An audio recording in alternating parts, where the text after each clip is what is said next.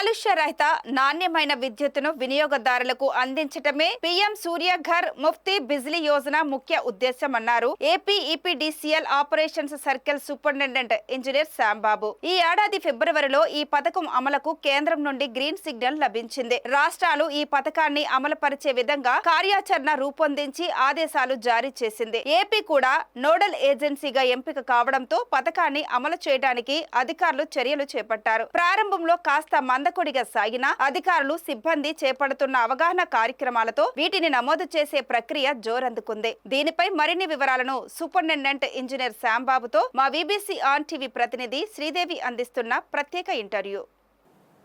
కేంద్ర ప్రభుత్వం ఇప్పటికే ప్రతిపాదించినటువంటి పిఎం ఇంటర్న్షిప్ పథకానికి అనూహ్య స్పందన లభిస్తుంది. ఇంకా దాంతోపాటు మరో కొత్త పథకం పిఎం సూర్యఘర్ అన్నటువంటి ఒక పథకం ఇప్పటికే ప్రజల్లోకి వెళ్ళింది. దీనికి కూడా అనూహ్యమైనటువంటి స్పందన కనిపిస్తోంది. అయితే దీనికి సంబంధించి అసలు ఏంటి పిఎం సూర్యఘర్ అన్నది, ఈ పథకం యొక్క విశేషాలు ఏంటి, అసలు దీనివల్ల వినియోగదానికి ఎలాంటి లాభం ఉంది, ఇలాంటి పథకాలకి సంబంధించి రాష్ట్ర ప్రభుత్వం ఎలా అమలుపరచనుంది, ఈ విశేషాలు తెలియజేయడానికి మనతో పాటు EPDCL operations circle superintendent engineer Shyambabu మనతో పాటు ఉన్నారు. Sir, good evening sir. Good evening madam.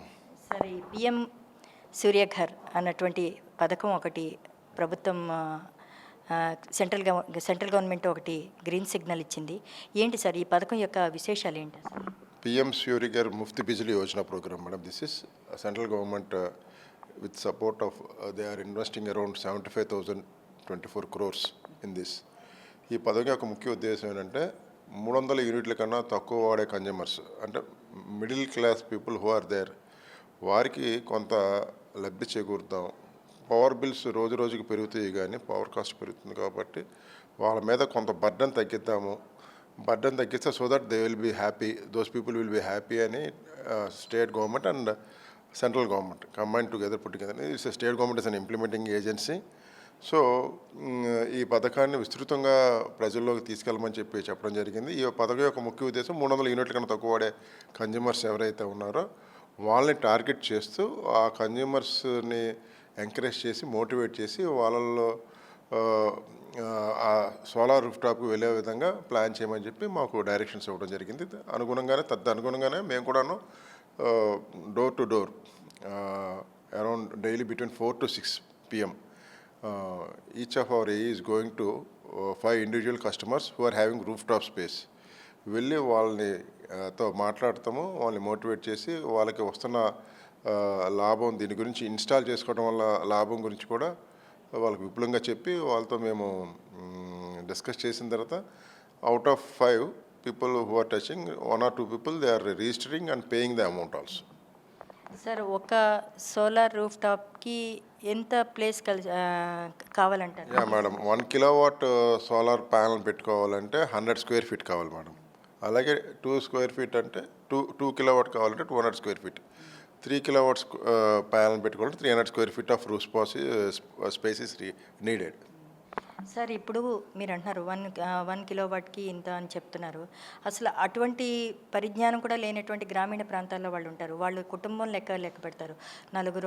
నలుగురు లేదా 5 ఒక కుటుంబం కింద లెక్క పెడతారు. అటువంటి వారు ఎలా పెట్టుకోవాలంటారు ఈ సోలార్ రూఫ్ టాప్స్? గ్రామీణ పథకంలో ఉన్న వాళ్ళకి కూడా మా రెగ్యులర్గా మా ఏఈస్ కానీ లేకపోతే లైన్ స్టాఫ్ కానీ సిబ్బంది కానీ వాళ్ళ దగ్గరికి వెళ్ళి వాళ్ళకి చెప్తున్నారు. మనము జనరల్గా ఏంటంటే డాబా ఇల్లు, పెంకిటిల్లు దాని మీద పెట్టుకోవచ్చు. ఒక 100 అడుగులు 100 square feet అనేది 10 by 10 square feet ఉంటే ఒక 1 kilowatt ప్యానల్ పెట్టుకోవచ్చు. జనరల్గా గ్రామీణ పథకంలో వాళ్ళు తక్కువ వాడతారు కాబట్టి వాళ్ళకి 200 square feet నుంచి 300 square feet లోపల ఉంటే స్పేస్ అక్కడ ఈజీగా వాళ్ళు దాన్ని మేము వాళ్ళకి చెప్తున్నాం, మోటివేట్ చేస్తున్నాం. ఇదిగో ఎంత స్పేస్ ఉంటే చాలు.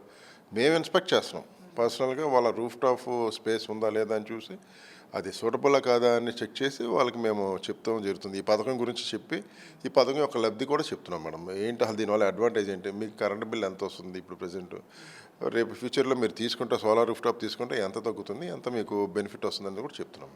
సార్, ఈ ప్లాంట్ మొత్తం ఈపీడీసీలో సమకూరుస్తుందా సార్? వాళ్ళు అమౌంట్ కడితే ఎలా ఉంటుంది? లేదు మేడం, ఇప్పుడు దీంట్లో మీకు online payments, online registration madam. ఇది పిఎం సూర్యఘర్ GOV.in అనే ఒక యాప్ ఉంది. దాంట్లో మనం దాంట్లోకి వెళ్ళి మనం దీంట్లోకి వెళ్ళి మనం రిజిస్టర్ చేసుకుంటే ఎప్పుడైతే కన్జ్యూమర్ వెళ్ళి ఇంట్రెస్ట్ చూపించి రిజిస్టర్ చేసుకుంటాడో ఆటోమేటిక్గా వెండర్ కూడా దానికి టై అయిపోయి ఉంటాడు. సో ఆటోమేటిక్గా ఇక్కడ వైజాగ్ వచ్చేటప్పటికి 40 నుంచి 50 మంది వెండర్స్ ఉన్నారు. సో వీళ్ళు కన్జ్యూమర్స్ వాళ్ళతో మాట్లాడుకుని ఎవరైతే నెగోషియేట్ చేసుకుని రేట్స్ కానీ లేకపోతే వాళ్ళతో మాట్లాడుకుని టైప్ చేసుకుని వాళ్ళు బెస్ట్ అనేది సెలెక్ట్ చేసుకోవచ్చు. వెండర్స్ని సెలెక్ట్ చేసుకుంటే ఆటోమేటిక్గా ఒకసారి వెండర్ టైప్ అయితే మిగతా అన్ని పనులు ఇన్స్టలేషన్ కానీ ఎవ్రీథింగ్ వెండర్ చేసి పెడతాడు up till the completion of the this thing. Sir ఈ పథకంలో మనకి ముఫ్తీ బిజిలీ యోజన అని చెప్తున్నారు కదా, అంటే ఫ్రీగా ముఫ్తీ అంటే ఫ్రీ అని? Yes madam. ఎలా అంటే ఇప్పుడు సపోజ్ ఇప్పుడు మీరే ఉన్నారనుకోండి, మీరు నెలకు ఇప్పుడు 200 నుంచి 250 యూనిట్లు వాడుతున్నారు అనుకోండి. 3 కిలోవాట్స్ ప్యానల్ పెట్టుకుంటే 1 కిలోవాట్ ప్యానల్ పెట్టుకున్న వాళ్ళకి 120 యూనిట్స్ వస్తుంది మేడం. జనరల్గా జనరేట్ అవుతుంది సోలార్ టాప్ పెట్టుకోవడం వల్ల. 2 కిలోవాట్స్ పెట్టుకుంటే 240 యూనిట్స్ జనరేట్ అవుతుంది మేడం. 3 కిలోవాట్స్ పెట్టుకుంటే 360 యూనిట్స్ జనరేట్ అవుతుంది. సో మీరు ఒక 260 యూనిట్స్ కానీ ప్రతి నెల వాడినట్లయితే ఈ 360 జనరేట్ అయితే 100 యూనిట్స్ డిఫరెన్స్ ఉంటుంది మేడం. మేము నెట్ మీటర్ పెడతాం అక్కడ. నెట్ మీటరింగ్ అంటే ఈ రెండు ఏదైతే సోలార్ జనరేషన్ కానీ మా దగ్గర నుంచి వస్తున్న పవర్ కానీ రెండు రికార్డ్ అవుతాయి అక్కడ. మీరు జనరల్గా ఆబ్వియస్లీ 260 యూనిట్స్ లేకపోతే 210 యూనిట్సే వాడారనుకోండి, బ్యాలెన్స్ యూనిట్స్ ఏదైతే మేము మీ సోలార్ రూఫ్ టాప్ జనరేట్ చేస్తుందో దానికి 3 నెలలకు ఒకసారి అట్ ద రేట్ ఆఫ్ ₹2.09 మేము కన్జ్యూమర్కి పే బ్యాక్ చేస్తాం. సో ఈ పథకం వల్ల ఏమవుతుంది, మీకు లబ్ధి చేకూరుతుంది. Almost all your power bill is nothing, zero.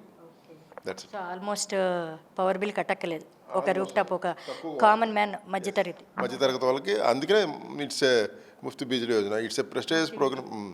అందువల్లే ప్రధానమంత్రి గారు అంటే he has targeted state government కానీ సెంట్రల్ గవర్నమెంట్ కానీ that people within the range of less then 300 units కన్జ్యూమర్స్ని target చేసి వాళ్ళకి ఏదో చేద్దాం బెనిఫిట్ టు దోస్ పీపుల్ అని చెప్పి ఇది ఇంప్లిమెంట్ చేయమని చెప్పి గట్టిగా చెప్పండి. అంటే రాష్ట్ర ప్రభుత్వం బాధ్యత ఆ పథకాన్ని ఇట్స్ ఎ నోడల్ ఏజెన్సీ.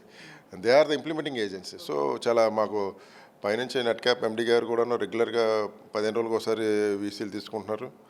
దాని గురించి ప్రోగ్రెస్ ఫైండ్ అవుట్ చేస్తున్నారు. అక్కడి నుంచి డైరెక్షన్స్ సూచనలు ఇస్తున్నారు. అలాగే మా సిఎండి గారు కూడా సూచనలు డైరెక్షన్స్ ఎవ్రీ వీక్ ఆయన వీసీ తీసుకున్నారు. వీసీ తీసుకుంటే ఫస్ట్ పాయింట్ రివ్యూ చేస్తుంది అదే ప్రోగ్రెస్.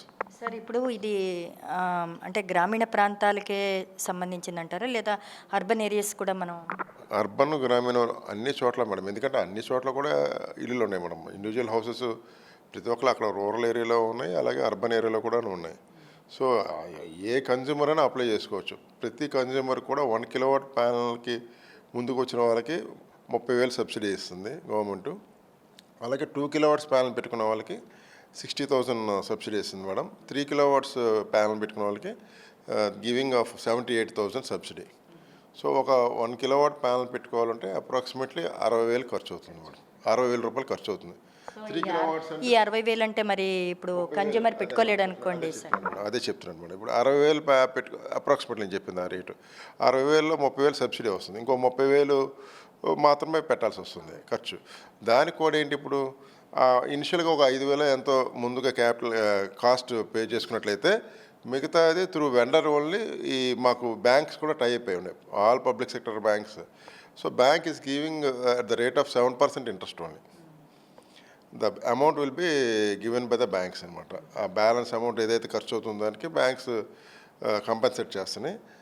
ఇది pay back with in 4 to 5 years లోపలే ఏదైతే మనం ఇనిషియల్ క్యాపిటల్ ఎక్స్పెండిచర్ ఇంక్ర్ అయ్యామో అది 5 years లోపల పే బ్యాక్ అయిపోతుంది మేడం. ఎప్పుడైతే 5 years తర్వాత దీని యొక్క life span 25 years madam. So 5 yearsలో మీకు మొత్తం మీరు పెట్టిన ఖర్చు వెనక్కి వచ్చేస్తుంది. బ్యాలెన్స్ 20 years మీకు అంతా కూడాను it's an advantage to the consumer. అంతా మీకు ఇంకా power you will be selling to the company back. మీరు వాడుకోక బ్యాలెన్స్ యూనిట్స్ మీరు మళ్ళీ కంపెనీకి వెనక్కి ఇవ్వడం జరుగుతుంది. అంటే ఒక విధంగా మనం ఈ సోలార్ పవర్ని మనం అమ్ముకోవచ్చు అనుకుంటాం. అంతే కదా మేడం, అంతే కదా. మేము పే చేస్తున్నాం కదా. Every 3 months will settle it at the rate of ₹2.09. Sir ఇప్పుడు మీరు చెప్తున్నారు ఇండివిజువల్ కనెక్షన్స్ కాకుండా మనకి కొన్ని విల్లాస్ ఉంటాయి, లేదంటే అపార్ట్మెంట్ బ్లాక్స్ ఉంటాయి. సో అలా బల్క్గా ఎలా వాళ్ళు అప్రోచ్ అవ్వాలి? అపార్ట్మెంట్స్లో కూడా ఏదైనా ఒక కన్జ్యూమర్ ఇంట్రెస్ట్ అయ్యి ఉండి ఇండివిజువల్గా అతను పెట్టుకోవాలనుకుంటే ఒక 3 కిలోవాట్స్ ప్యానల్ పెట్టుకోవాలనుకుంటే ఆయన స్పేస్ అక్కడ అపార్ట్మెంట్లో వాళ్ళ ఓనర్స్ మిగతా వాళ్ళందరితో ఒప్పించుకొని ఆయన ఇండివిజువల్గా పెట్టుకోవచ్చు. సో పెట్టుకున్న వాళ్ళకి 1 కిలోవాట్కి మనం 18,000 ఇస్తాం మేడం. సో 3 కిలోవాట్స్ పెట్టుకుంటే 18,000 ఇంటూ 3 కిలోవాట్స్ సేమ్ ఇస్తాం అంతే. 3 కిలోవాట్స్ రెస్ట్రిక్టెడ్. కామన్ సర్వీస్ పెట్టుకోవాలి, కామన్ సర్వీస్కి పెట్టుకోవాలనుకోండి మనం. అదే అపార్ట్మెంట్లో కామన్ సర్వీస్ లోడ్ ఒక పెద్ద ఇప్పుడు ఎంవీ బిల్డర్స్ కానీ లేకపోతే స్కైలా ఆక్సిజన్ టవర్స్ కానీ ఇలాంటి వాళ్ళకి వాళ్ళు ఏమైనా 80 కిలోవాట్స్ లేకపోతే అలా రేంజ్లో ఉంటాయి, 2-3 సర్వీసులు ఉంటాయి వాళ్ళకి. ఈచ్ 80 కిలోవాట్స్ అంటే ఇప్పుడు అక్కడ ఎక్కువ మంది కస్టమర్స్ ఉంటారు కాబట్టి మేము ఏంటంటే restricted to 500 kilowatts. Subsidy will be restricted to 500 kilowatts. So మీకు ఒక 80 కిలోవాట్స్ పెట్టుకుంటే 8 ఇంటూ 3 అన్ని లక్షలు సబ్సిడీ కింద వస్తుంది మేడం. 3,000. సార్ ఇప్పుడు మనకి ఓవరాల్గా దేశవ్యాప్తంగా మొత్తం అసలు టార్గెట్ ఎంత ఉంటుంది సార్ ఇది? దేశవ్యాప్తంగా ఇట్స్ 1 crore మేడం, 1 crore. మన రాష్ట్రంలో ఈపీడీసీఎల్ పరిధిలోకి వచ్చేటప్పటికి 10 lakhs ఇచ్చారు మేడం. అటు స్టేట్కి 10 lakhs ఇచ్చారు.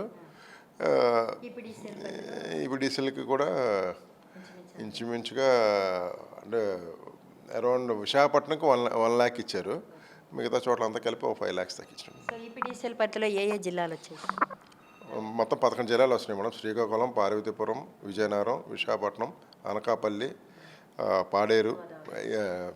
Paderu and east Godavari, Kakinada and Amalapuram, west Godavari and Eluru districts. 11 districts madam. So Krishna Guntur వచ్చేటప్పటికి అది ఎస్పీడీ సిపిడిసిఎల్కి వెళ్తుంది మేడం.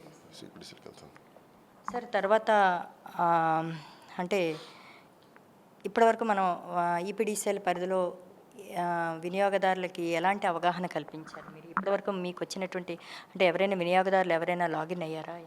మేడం యాక్చువల్గా ఇనిషియల్గా ఈ ప్రోగ్రామ్ అనేది ఫిబ్రవరిలో కామన్స్ అయింది మేడం. ఈ ఫైనాన్షియల్ ఇయర్లో 2024లో ఫిబ్రవరిలో కామన్స్ అయింది. ఇనిషియల్గా కొద్దిగా స్లోగా ఉంది ఫ్రాంక్లీ స్పీకింగ్.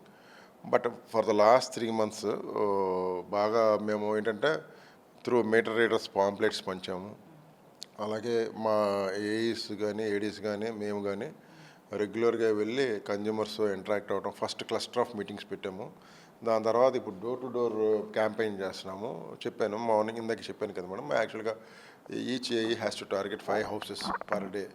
అలాగా ఒక టైం పీరియడ్ స్లాట్లో పెట్టుకుని ఆ టైం పీరియడ్ స్లాట్లో వెళ్ళి మేము వాళ్ళని మీట్ అయ్యి వాళ్ళని మోటివేట్ చేసి దాని యొక్క అడ్వాంటేజ్ తెలియపరుస్తుంటే ఒక 5గురిలో కనీసం ఒకళ్ళో ఇద్దరు రిజిస్టర్ చేసుకుంటున్నారు. చేసుకున్న వల్ల పేమెంట్స్ 1 or 2 పేమెంట్స్ కూడా అవుతున్నాయి మేడం.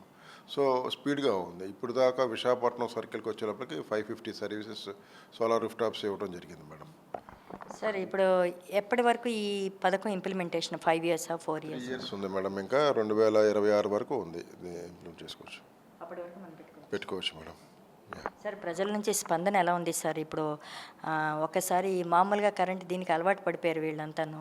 సో సోలార్ ఎనర్జీ అంటే చాలామందికి అంటే అవగాహన ఎలా వస్తుంది వాళ్ళకి? ఏం లేదు మేడం, సోలార్ ఎనర్జీ అనేది ఏం ప్రాబ్లమే ఉండదు మేడం. ఎందుకంటే మా పవర్ ఎలాగో ఉంటుంది, సోలార్ పవర్ ఉంటుంది, నెట్ మీటరింగ్ ఉంటుంది. సో సోలార్ జనరేట్ చేసి అక్కడ రికార్డ్ అవుతుంది. సో అది కూడా మేము ఇచ్చే పవర్ కూడా రికార్డ్ అవుతుంది. So it is an advantage for them only. తక్కువ వాడుకుంటే ఒకవేళ సపోజ్ మీరు ఏదైనా ఊరు వెళ్ళిపోయారు 15 days సోలార్ జనరేషన్ మా దగ్గర నుంచి ఉన్న పవర్ మీరేం వాడరు, 0. బట్ జనరేట్ అవుతుంది కదా, ఆ పవర్ మిగిలే కదా మేడం. అది అలాగా advantage. It is an advantage. 4 రోజుకి 4 యూనిట్లు మీకు ఇది అవుతుంది, జనరేట్ అవుతుంది. బాగుంది మేడం, ఈ మధ్యన చాలా బాగుంది. అంటే ఫస్ట్లో ఇనిషియల్గా ఏదైనా న్యూ ప్రోగ్రామ్ స్టార్ట్ అయినప్పుడు కొద్దిగా స్లోగా స్టార్ట్ అవుతుంది. ఒక్కసారి దీని మీద అవగాహన రాగానే ప్రతి ఒక్కరు కూడాను దాని గురించి ఒకసారి ఆలోచించి వెంటనే ఒప్పుకుంటున్నారు కూడా. ఈ మధ్యకాలంలో గత 2 నెలల నుంచి కూడాను ఇనిషియల్గా మేము 230 అలా ఉండేవి, 7 నెల 8 నెలల దాకా 9, 10, 11 వచ్చే లోపలికి డ్రాస్టిక్గా ఒక 300 సర్వీసులు ఇవ్వడం జరిగింది. అంటే దీనికి కారణం పవర్ ఛార్జెస్ పెరగడం వల్ల అంటారా? లేదు మేడం, పవర్ ఛార్జెస్ గురించి కాదు, వాళ్ళ అవగాహన కల్పించాం మేము. సో ఇప్పుడు యాక్చువల్గా అవగాహన కల్పించడం వల్ల కూడాను అంటే వాళ్ళు తెలుసుకున్నారు, ఓహో ఇది అంటే దీనివల్ల ఒక అడ్వాంటేజ్ ఉంది మేడం. క్లీన్ ఎనర్జీ, గ్రీన్ ఎనర్జీ కదా, కార్బన్ ఎమిషన్స్ తగ్గుతాయి, పొల్యూషన్ తగ్గుతుంది. మోరర్ ఇది ఇంకో అడ్వాంటేజ్ ఏంటంటే ఎంప్లాయ్మెంట్ కూడా జనరేట్ అవుతుంది దీనివల్ల. సో పబ్లిక్ కూడా దే ఆర్ అవేర్, పేపర్లు చదువుతున్నారు, వింటున్నారు మాటలు. So they are now motivated.